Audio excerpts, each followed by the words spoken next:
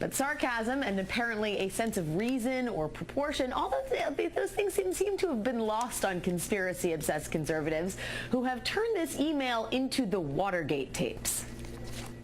We now have the smoking document. This is a classic cover-up of a cover-up, and that is a serious offense. Statement today, Senator John McCain said Rhodes' email was ample evidence of the politicization of this tragedy, while Senator Lindsey Graham told Newsmax yesterday this email is a smoking gun. It shows political operatives in the White House working to create a political narrative at odds with the facts. A smoking gun that confirms pretty much what everyone has been saying all along. All right, you would expect that from MSNBC, would you not? And joining us now is the aforementioned Senator Lindsey Graham. Hello, Senator.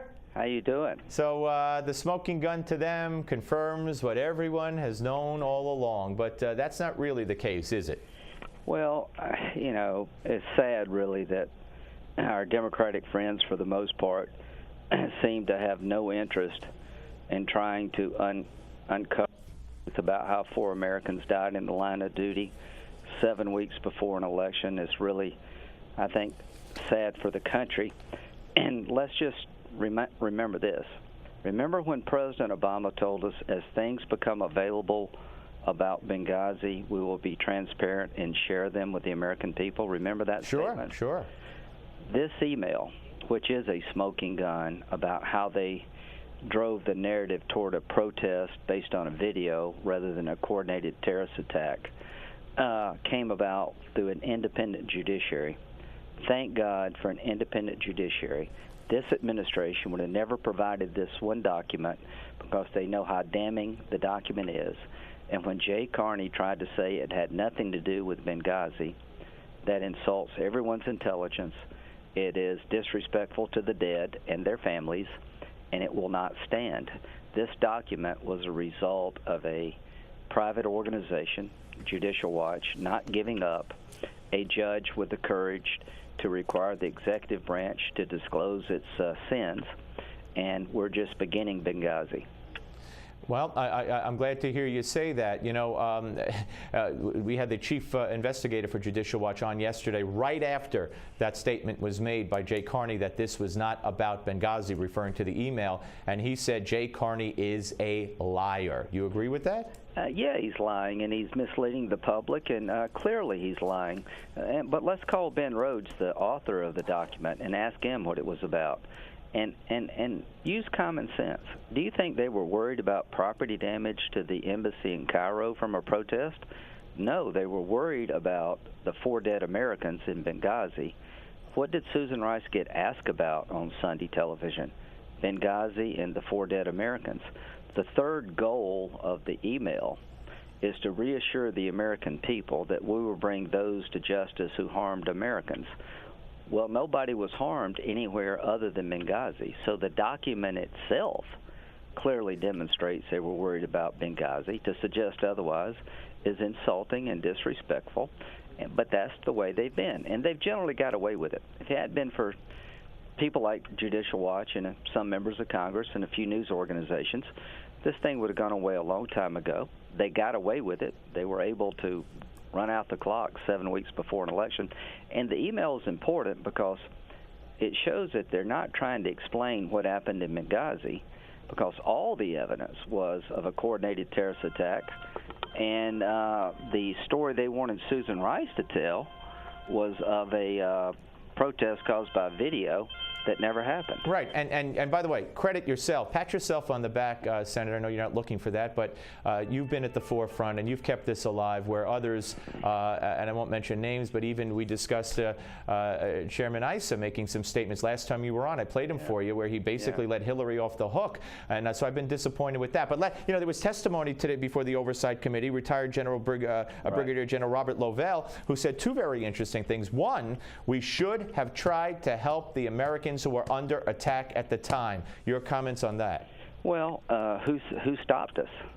Yes, we should have. It's a very sad day when for 9 hours we can't help Americans under attack in a dangerous place on September 11th of all days. I think the general was an incredible witness. He said that we knew, the military knew, this was a terrorist attack, not a protest. They named the group involved. The CIA reported back in real time a terrorist attack. The State Department, the people at Benghazi, reported back a terrorist attack. How did this protest come about? I talked to one survivor. He was the person in charge of security at the consulate in Benghazi. He said there was no protest. There was nobody outside the compound. The ambassador went to bed sometime after 9 o'clock, and he saw on his monitor as he was watching the compound for security monitors, a group of heavily armed men break through the gate carrying a banner that we now know was the banner of Ansar al-Sharia. There was never a protest. So this whole story about a video and a protest was designed to steer us away from a national security failure in Benghazi. The truth of the matter was the consulate was a death trap. Everybody else had closed their facility in Benghazi. The Red Cross had left. The British had closed. Numerous security requests were denied, and they left the place in a very bad way. And it was attacked by al-Qaeda, and you could see the attack coming and building for months. And that would have been a very bad narrative 7 weeks before an election, and undercut what the president was telling us. So it's clear to me they politically manipulated the intelligence because they were more worried about the re-election. And I hope that matters to Americans. I believe it does. And Lavelle said that in no way did he ever think it was anything except an offshoot of al-Qaeda. And the White House yesterday, Carney over and over kept saying that Susan Rice also got her talking points from the CIA. And Jonathan Karl, to his credit, kept saying, but the CIA director at the time, Morell, has testified that he never said anything to Susan Rice or put into any talking points about a video. So it had to have come from the White House. Well, you can see that the 14 September email we're all now discussing talks about preparing Susan Rice for Sunday television. 14 September is Friday. She appeared on Sunday.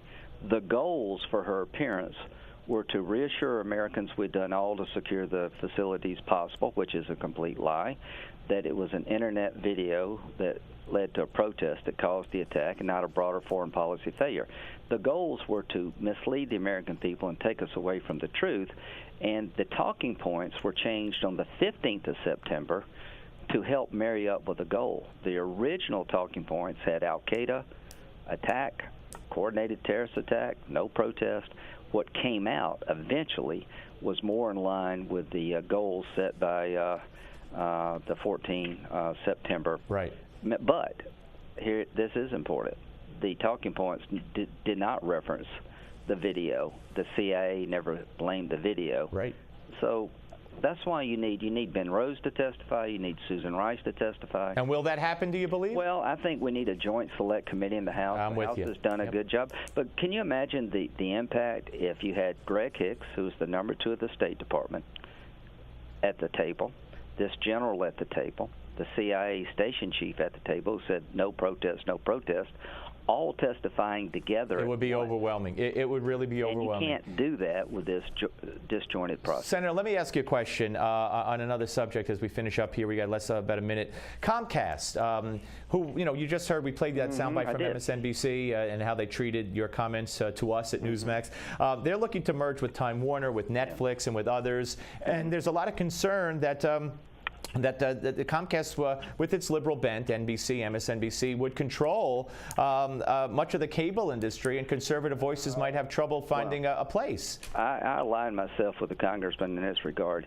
There's no competition between Time Warner and Comcast in a cable market, so you're not creating a monopoly.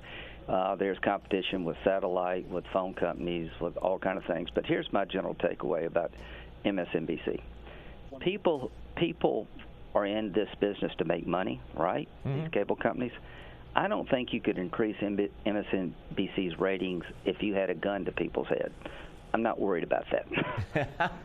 All right? All right, fair enough. Senator, always great to talk to you. Thank you very much. All right, bye-bye. That's Senator Lindsey Graham here, folks, on the Steve Malzberg Show. Wow, we got a lot covered, a lot of information, and we're going to talk about all of it with the panel, which is upcoming. And because you love the Malzberg panel so very, very much, we have made it a two-part panel. So we have two segments to discuss everything, including Benghazi, including the Comcast proposed merger, and job figures today, and so much more. Everything that's going on in the news, we will discuss with the Malzberg panel. You have to remember, it's the Malzberg panel no matter who's on it. And we're coming back with it, and you'll find out who's on it on the Steve Malzberg Show on Newsmax Television.